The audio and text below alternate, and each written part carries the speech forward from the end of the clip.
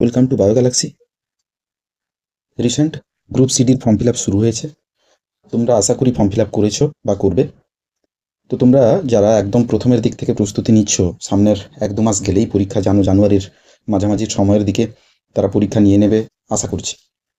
তো সেই নিয়ে কি বই পড়বে বা কোন বইগুলো এই গ্রুপ সিডির পরীক্ষার জন্য গুরুত্বপূর্ণ হবে, সেই বইগুলো নিয়ে আজকে একটু আলোচনা করব। তো তোমরা সিলেবাস সম্পর্কে আমার অন্য একটি ভিডিও দেখেছো নিশ্চয়ই। সিলেবাস কী কী রয়েছে গ্রুপ সির জন্য 60 মার্কের সেই পরীক্ষাটি, কোন কোন বইগুলো থেকে বেশিরভাগ কমন প্রশ্ন পাওয়া যাবে বা কোন বইগুলো করলে আমরা টপিক ওয়াইজ কমপ্লিট করতে পারবো বা প্র্যাকটিস সেট কী হবে, সেই নিয়ে আজকের ভিডিও। আমি প্রথমে আসি গ্রুপ সির ক্ষেত্রে। তার নাম্বারের বিভাজন তোমরা জানো, সবগুলো থেকে 15 মার্ক করে থাকবে। 4টে টপিক থাকে, জিআই থাকে, কারেন্ট অ্যাফেয়ার্স থাকে, অ্যারিথমেটিক বা পাটিগণিত থাকবে এবং ইংলিশ থাকবে। প্রত্যেকটি থেকে 15 করে থাকে এবং শুধুমাত্র ডি এর ক্ষেত্রে ইংলিশটি থাকবে না, বাকিগুলো থাকবে। তো তোমাদের বলি, কোনো একটি বই যথেষ্ট নয় এই পরীক্ষার জন্য, অর্থাৎ কোনো বইতে 100% সবগুলো টপিকের উপর কভার করা নেই। এর জন্য তোমাকে বেসিক কমপ্লিট করতে হবে। এই বেসিক যদি তুমি কমপ্লিট করে নাও, তাহলে যে কোনো পরীক্ষাতে, ডব্লিউবিসিএস বা যে কোনো সেন্ট্রাল হোক বা রাজ্যের যে কোনো পরীক্ষাতে তুমি জয়লাভ করতে পারবে। তো সেই কারণের জন্য আমি প্রথমে টপিক ওয়াইজ বইগুলো বলে দিই এবং পরে এর জন্য তুমি প্র্যাকটিস সেট বা এক নজরে কি করে দেখবে বা ওয়ান শটে কি করে দেখবে তার সম্পর্কে বলবো। তো প্রথমে আসি জিকের সম্পর্কে। তোমরা জানো স্ট্যাটিক জিকের ক্ষেত্রে যদি দেখি, দুটো ধরনের জিকে হয়, একটা স্ট্যাটিক আর একটা ফান্ডামেন্টাল। তোমরা স্ট্যাটিক জিকের জন্য জগন্নাথ স্যারের এই বইটি তোমরা দেখতে পারো, বর্ণপরিচয় পাবলিকেশনের স্ট্যাটিক জিকের বইটি তোমরা দেখে নিতে। এছাড়া কারেন্ট অ্যাফেয়ার্সের জন্য যদি তোমরা দেখতে চাও, কারেন্ট অ্যাফেয়ার্সের অ্যাচিভার্সের ইয়ারবুক থাকে। তোমরা 24 আর 25 এই দুটো সালের ইয়ারবুক যদি কিনে নিতে পারো, তাহলে পুরোপুরি দুটো বছরই প্রায় কভার আপ হয়ে যাবে।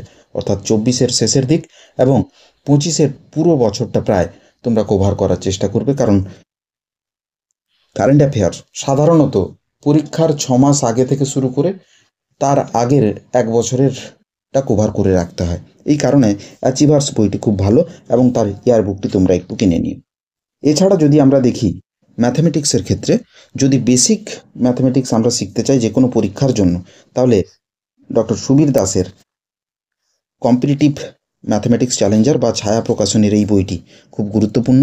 এতে শর্ট ট্রিকও রয়েছে। এতে তোমরা প্রশ্নগুলো যেগুলো দেওয়া আছে সেই প্রশ্নগুলো বাড়িতে প্র্যাকটিসও করতে পারবে এবং তার অ্যান্সারও এখানে দেওয়া আছে। তোমরা এই বইটি দেখে। এবারে আসি তোমাদের প্র্যাকটিস সেটের কথায়। যদি একটি বইতে সবগুলো টপিক যদি তোমরা দেখতে চাও, তাহলে আমার মতে এস চাঁদ এবং টি রয়ের অল ইন ওয়ান ডব্লিউবিসিএসের এই বইটি তোমরা কিনতে পারো বা দেখে নিতে পারো। গ্রুপ সি এবং গ্রুপ ডি এর জন্য পুরোপুরি বইটি লেখা।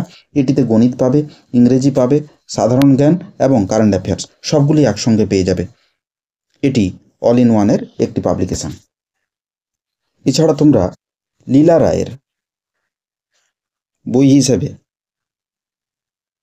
এসএসসি গ্রুপ সিডি দুটো একসঙ্গে এই বইটি নিতে পারো। এই বইটি মার্কেটে সবচেয়ে বেশি সেলিংয়ের দিক থেকে 1 নম্বরে রয়েছে এখন।